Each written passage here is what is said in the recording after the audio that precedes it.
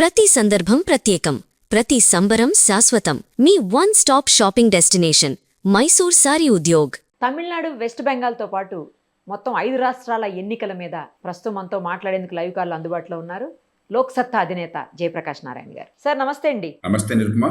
Sir, తమిళనాట విజయం మాత్రం నిజంగా చారిత్రాత్మక విజయంగా అందరూ అభివర్ణిస్తున్నటువంటి పరిస్థితి. ఇప్పుడే చూస్తున్నాం బ్రేకింగ్ న్యూస్, స్టాలిన్ కూడా ఓడిపోయారు. ముఖ్యమంత్రిగా ఉన్నారు మొన్నటి వరకు కూడా, నిన్న మొన్నటి వరకు ఉన్నటువంటి స్టాలిన్ ఓడిపోవటం కూడా ఈ రాజకీయాల్లో పెను మార్పుకి ఆరంభం అని చెప్పొచ్చా? ఎందుకంటే సార్, జనరల్గా ప్రభుత్వ వ్యతిరేకత ఒకటి ఉంటుంది, అలాగే కొత్త వాళ్ళకి ఒక్కసారి అవకాశం ఇచ్చి చూద్దామా అన్న యాంగిల్ ఒకటి ఉంటుంది. వీటన్నిటికీ మించి సినిమా నుంచి వచ్చినటువంటి నటుడుగా అతనికి ఏ మేరకు అతని చరిష్మా పనిచేసిందని అనుకోవచ్చు. అలాగే అసలు దీన్ని ఏ రకంగా చూడొచ్చు? తమిళనాడులో జరిగినటువంటి ఈ ఇది టీవీకి ఏది ఎలా ఉంది, అసలు ఏమనుకోవచ్చు దీన్ని? మీ విశ్లేషణ ఏంటి సార్? నిరుపమ, నిజంగా నిజాయితీగా చెప్పాలంటే మన ఎవరికి తెలియదు, ఇది ఎవ్వరు ఊహించింది కాదు. Exactly sir. ఇవాళ మనం కారణాలు వెతికేది చెప్పొచ్చు రకరకాలుగా. అవును కరెక్ట్. కానీ ఇవేమీ చాలు సార్. ఉదాహరణకి సినిమా యాక్టర్, ఎంతకంటే బలమైన సినిమా యాక్టర్లు వచ్చారు గతంలో కదా. రజనీకాంత్ గొప్ప తమిళనాడు రాష్ట్రం గురువు లొంగించిన మనిషి కదా. అట్లాగే కమల్ హాసన్ గారు, కమల్ హాసన్ కావచ్చు, మరొకరు కావచ్చు. అలాగే అక్కడ భయంకరంగా ప్రభుత్వ వ్యతిరేక ద్వేషం వచ్చింది, లేకపోతే రెండు పార్టీలకు తిరస్కరిస్తున్న ఆధారాలు లేవు. తమిళనాడు భారతదేశంలో ఇవాళ ఉన్నంత మేరకు ఉన్నంతలో కాస్త మంచి పాలన అందుతున్న దేశాల్లో తమిళనాడు ఏ పార్టీ ఉన్నా కూడా అది. Exactly sir. అవును. ఆర్థిక ప్రగతి గత సంవత్సరం 11%, 10.88% ఆర్థిక ప్రగతి గ్రోత్ రేట్.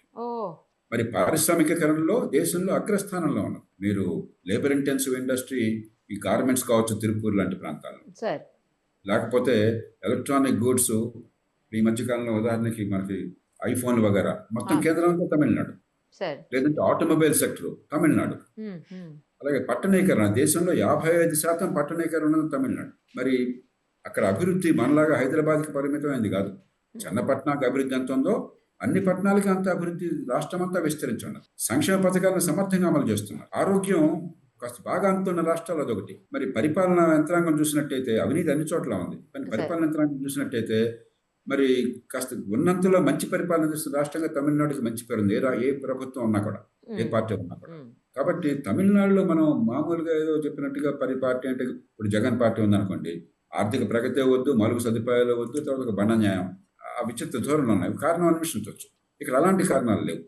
అలాంటప్పుడు ప్రత్యామ్నాయంగా మూడో పార్టీని అకస్మాత్తుగా తెచ్చారంటే మరింత లోతుకెళ్ళాలి. 2 ఊహాగానాలు చేయొచ్చు. నాకు తెలియదు ఏం జరిగిందో, నాకు తెలిసి నేను చెప్పాను కదా, నాకేం తెలియదు, నాకు అర్థం కావటం లేదు. కానీ 2 మనం ఊహించవచ్చు బుద్ధిని ఉపయోగించి. ఒకటి, ఇప్పటిదాకా రాజకీయ పార్టీలు 2 ప్రధాన శక్తులు ఒక రాష్ట్రంలో కానీ దేశంలో కానీ ఉన్నప్పుడు మధ్యలో ఇంకా సందు లేదు, వాళ్ళు తప్ప ఇంకెవరు లేరని చెప్పిన అది ప్రపంచం అంతా అదే జరుగుతుంది మన ఎన్నికల వ్యవస్థలో. ఇప్పుడు కాలక్రమేణా అది కాదు. ఉన్న రాజకీయాలకి జనం విసిగిపోతున్నారు, వీరు తప్ప ఇంకెవరు లేరని, ప్రత్యామ్నాయం లేరు అనుకోబోకండి అని దానికి ఒక సంకేతం కనిపిస్తుంది. చాలా విచిత్రంగా, అనూహ్యంగా కనిపిస్తుంది. అది మంచిది. ఒక రకంగా ఏంటంటే పార్టీలు ఇప్పుడు ఓట్ల కొనుగోలుకి డబ్బులు పంపిణీ, తెలంగాణ, ఆంధ్రప్రదేశ్, కర్ణాటక, తమిళనాడు ఉన్నాయనుకోండి, ఇప్పటిదాకా రాజకీయం ఏదే కదా, కోటాను రూపాయలతో ఓట్ల కొనుగోలు డబ్బులు పంపిణీ, తాత్కాలికమైన తాయిలాలు, సంక్షేమం పంపిణీ, తన హామీలు, ఓ కులాన్నో దానానో బాగా చూపెట్టడం, ప్రజల ముందు పెట్టడం, కుటుంబంలో వాళ్ళని ప్రోత్సహించి వంశపరంపర రాజకీయాలు పెట్టడం, ఇది మన రాజకీయ నమూనా. ఇది తప్ప ఇంకా వేరేది ప్రస్తుతం లేదు అని చెప్పి అనుకున్న సందర్భంలో ప్రజలు దీనికి విసిగిపోయారు. రాజకీయ పార్టీలు కూర్చుని కాస్త ఆలోచించి ప్రజలకు అందుబాటులో పరిపాలన తేవటం ఎట్లాగా, అధికారాన్ని వికేంద్రీకరించడం ఎట్లాగా, ప్రజల్ని విశ్వాసంలో తీసుకోవటం ఎట్లాగా, భాగస్వామ్యాన్ని చేయటం ఎట్లాగా, అందరికీ అవకాశాన్ని పెంచుతున్న విశ్వాసాన్ని కలగజేయటం ఎట్లాగా, ఆ ప్రయత్నం గట్టిగా చేయకపోతే రాజకీయ అస్థిరత ఎక్కడైనా ఉండొచ్చు. ఉన్న పార్టీల మధ్య పోరాటం అనుకోవద్దు, అనూహ్యంగా కొత్త శక్తులు వచ్చి ఏదైనా జరిగే అవకాశం ఉన్నది అని రాజకీయ పార్టీలు కాస్త సంయమనంతో కళ్ళు తెరిచి వినమ్రంగా ప్రవర్తించాలి. అది ఒక మార్గం. రెండోది, ప్రమాద కంటే కూడా ఉన్నది. ప్రజలు ముఖ్యంగా జెన్జీ అంటాం, జెన్జీ కానీ మరి కొందరు కానీ అద్భుతాలు ఆశిస్తున్నారు అనుకోండి. మీకు గుర్తుందా, ఒక తెలుగు సినిమా వచ్చింది ఒకే ఒక్కడు అని చెప్పాను. ఒక కుర్రాడు అకస్మాత్తుగా ముఖ్యమంత్రి మార్చేస్తాడు. ఇది ఒక అద్భుత కల్పన.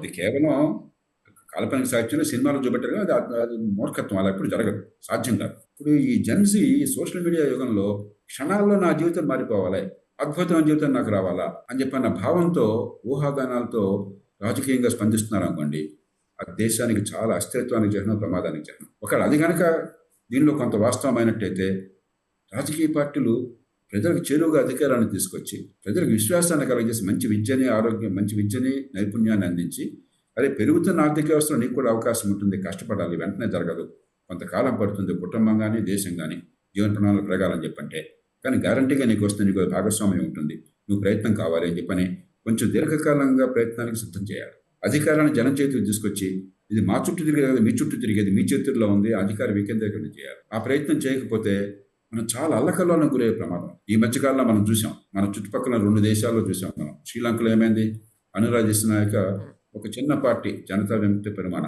దానికి చెందినవాడు, ఆయనను నేషనల్స్ పీపుల్స్ పార్టీ ఏదో వీళ్ళిద్దరూ కలిసి ఇవాళ అనూహ్యమైన విజయాన్ని సాధించారు. అలాగే నేపాల్లో చూసాం, బాలేంద్ర షా 35 ఏళ్ల కుర్రాడు, ర్యాప్ ఆర్టిస్ట్. అతను ఉన్న పార్టీలన్నింటినీ పక్కన పెట్టేసి అనూహ్యంగా మెజార్టీతో వచ్చాడు, ప్రధానమంత్రి అయ్యాడు. మనకు అలాంటిది విప్లవం జరిగే పరిస్థితులు లేవు, మనకి అలా అవసరం లేదు. అయినా కూడా అలాంటి ఫలితాన్ని తమిళనాడు తీసుకొచ్చారు. కాబట్టి ఖచ్చితంగా సోషల్ మీడియా యుగంలో మరింత వేగరమైన మార్పులు కావాలని ప్రజలు కోరుకుంటున్నారు. అసంతృప్తి పెరుగుతున్నది, క్షణక్షణాల మార్పులు కావాలని కోరుకుంటున్నారు. ఆ క్షణాల్లో రావాలన్నది ప్రమాదకరం, మార్పు కావాలన్నది ఆరోగ్యకరం. 2 మేళవించిన తీర్పిది. కాబట్టి ప్రధాన రాజకీయ పార్టీలు చాలా వినమ్రంగా స్పందించాలి, బుద్ధి కుశలతో స్పందించాలి, దీర్ఘకాలికంగా ఆలోచించి స్పందించాలి. లేకపోయినట్టయితే ఇంత గొప్ప ప్రజాస్వామ్యం, ఎన్ని కులాలు, మతాలు, భాషలు, ప్రాంతాలు ఉన్న దేశం, ఎంత ఉన్నా కూడా శాంతియుతంగా అద్భుతమైన మార్పులు తెస్తున్న దేశం ప్రమాదంలో పడుతుంది. కానీ ఒక మాట మనం ఒప్పుకోవాలి, ఎన్ని లోపాలున్నా మన ప్రజాస్వామ్యాలు ఎన్నికల రోజున మనకు మళ్ళీ అర్థమవుతుంది ఎంత అద్భుతాన్ని మన ప్రజలు సాధిస్తారు.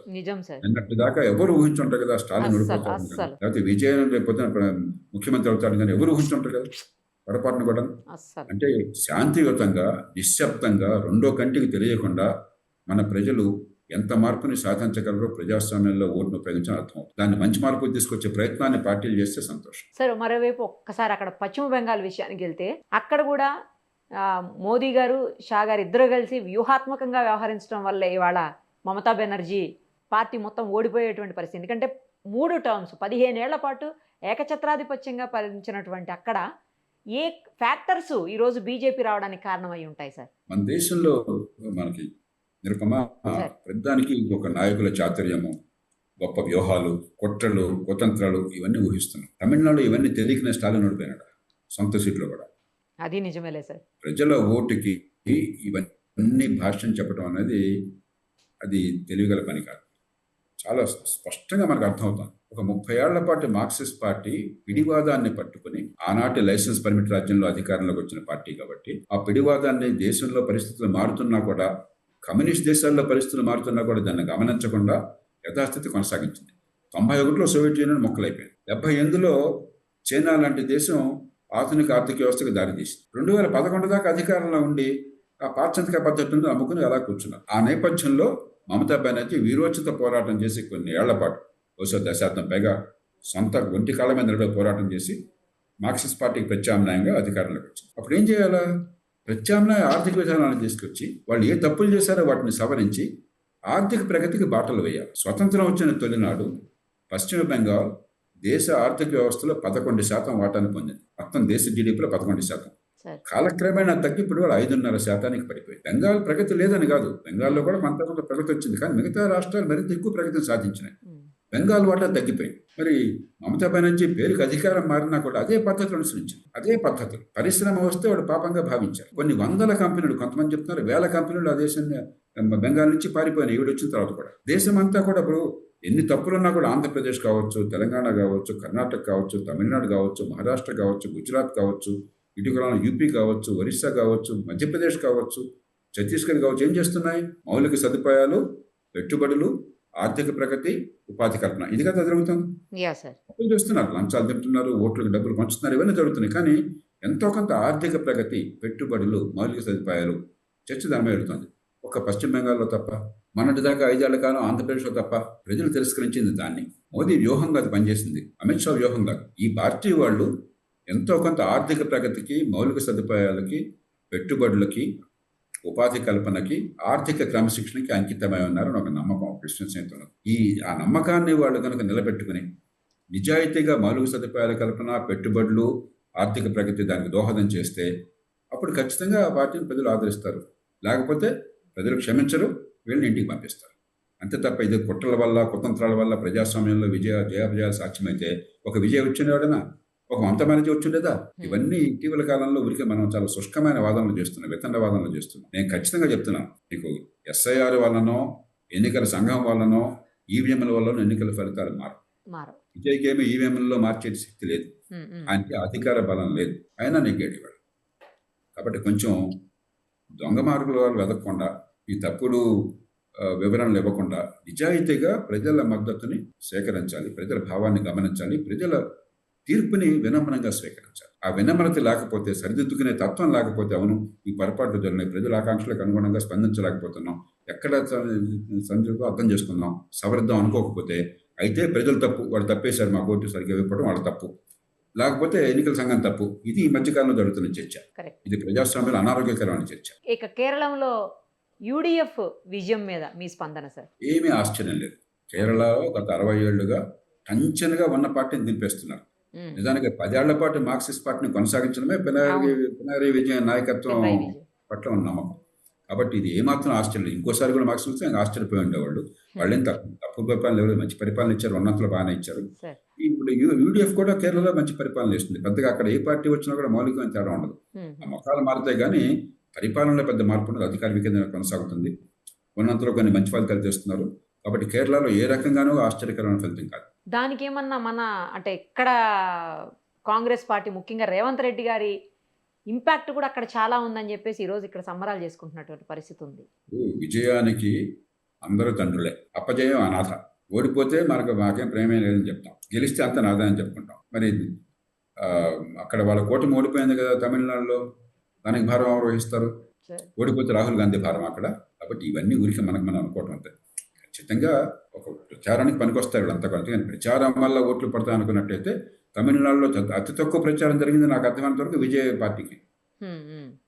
మరి ఎట్లా గెలిచారు? ఇవన్నీ ఊరికి మనం అనుకోవడం అంతే. పుదుచ్చేరి మళ్ళీ సేమ్ పార్టీస్ రావడం అంటే అక్కడ ఏమాత్రం ప్రభుత్వ వ్యతిరేకత లేదనుకోవాలా, లేకపోతే వీళ్ళు సుపరిపాలన అందించారనుకోవాలా? గతంలో మీకు గుర్తుందో ఒక 30 ఏళ్ల పాటు 1980ల దశకం నుంచి 89 నుంచి ఒక 25 ఏళ్ల పాటు అధికారంలో పార్టీ ఉంటే ఓడిపోవటం ఖాయం అనేది ఒక నానుడిగా ఉండేది. ఒకే ఒక్క మినహాయింపు పశ్చిమ బెంగాల్ ఆనాడు 2011 దాకా. లేకపోతే భారతదేశంలో భారతీయ అధికారంలో ఉంటే ఎన్నికలు వచ్చే ఎన్నికలు ఓడిపోవటం ఖాయము. అది ఒక సంప్రదాయం. గత 20 ఏళ్లుగా కాస్త పరిస్థితి మారి ప్రజలు ఇంకొక అవకాశాన్ని ఇస్తున్నారు. ఒక పర్లేదు అనమాట. చంద్రబాబు నాయుడు గారికి 99లో మళ్ళీ అవకాశం ఇచ్చారు. వాజ్పేయి గారు కూడా కూటమి నాయకులు. రాజశేఖర రెడ్డి గారికి 2009లో మళ్ళీ ఇంకోసారి అవకాశం ఇచ్చారు. అట్లాగే మరి 20 ఏళ్ల పాటు 25 ఏళ్ల పాటు అవకాశం ఇచ్చారు ఒరిస్సాలో నవీన్ పట్నాయక్. ఇట్లా గత 20 ఏళ్ళుగా ఏంటంటే గుడ్డిగా ఉన్న ప్రభుత్వాన్ని దింపడం కాకుండా కాస్త తులనాత్మక పరిశీలన, ఉన్నంతలో కాస్త బాగానే చేస్తున్నారు కదా, కొంచెం ఛాన్స్ ఇద్దాం. శాశ్వతంగా ఎవరు? కేసీఆర్కి ఇంకో 2వ ఛాన్స్ ఇచ్చారు. ఇట్లాగా ప్రజలు కొంచెం టైం ఇస్తున్నారు. అంటే కొంచెం ఒక మాదిరిగా ఉంది, పర్వాలేదు, అనుకున్నంత పూర్తి కాకపోయినా అనుకున్నట్టయితే ఇంకో అవకాశం ఇస్తున్నారు. అట్లా చూడాలి తప్ప అంతకుమించి ఏం కాదు. పాండిచ్చేరి కావచ్చు, అస్సాం కావచ్చు, ఇంకొక అవకాశం ఇచ్చారు అయితే అంతే. ఎవరైనా సరే ఇక ఇది నాది శాశ్వతము నవ్వడో అధిగమించాలని చెప్పుకుంటే తమిళనాడులాగా కొత్త ప్రత్యామ్నాయాన్ని సృష్టించుకోవచ్చు. మరి స్టాలిన్ దింపినట్టుగా మహారాజును అనుకున్నవాడిని కూడా దింపేయచ్చు. ఎవరు కూడా ప్రజాస్వామ్యం, మన ప్రజాస్వామ్యం అట్లా అనుకోవడానికి ఆస్కారం లేదు. ఏది ఏమైనా ఫైనల్లీ ఓటర్లు అయితే చాలా తెలివైన వాళ్ళు సార్, అందులో డౌటే లేదు. ఖచ్చితంగా ఎంతో కొంత పరిణతి చూపెడుతున్నారు. అంతకుమించి ప్రజాస్వామ్యంలో మనకి బలం ఉంది, జీవం ఉంది. కొన్ని సందర్భాలు నిరాశ కలుగుతుంది. తెలంగాణలో మనం హైదరాబాద్లో ఉన్నాము, రోజు వింటున్నాము, మన చెవులు పడుతుంది కదా, అవినీతి ఎట్లా ఉంది, కుట్రలు ఎట్లా ఉన్నాయి, దుర్మార్గాలు ఎట్లా ఉన్నాయి, అహంకారం ఎట్లా ఉంది, కనిపిస్తుంది కదా మనకి. ఎన్నికల రోజు తెలుస్తుంది ఎంత నిశ్శబ్దంగా ఈ ప్రజలు తీర్పునిస్తారో, అహంకారాన్ని అణిచేస్తారు, ఓడల్ని బళ్ళును ఓడలుగా ఎలా మారుస్తారో ఎన్నికల రోజు తెలుస్తుంది. కాబట్టి రాజకీయ పార్టీలు కాస్త ఎన్నికల ఫలితాలను గమనించి వినమ్రత పెంచుకుని ఇది మన గొప్పతనం కాదని గుర్తించి నిజమైనటువంటి మార్పును తేవడం కోసం దోహదం చేస్తే 4 కాలాల పాటు గుర్తుంచుకుంటారు, లేకపోయినట్టు చరిత్రలో కలిసిపోతారు. థ్యాంక్ యూ సార్, మంచి విశ్లేషణ అందించినందుకు థ్యాంక్ యూ సో మచ్.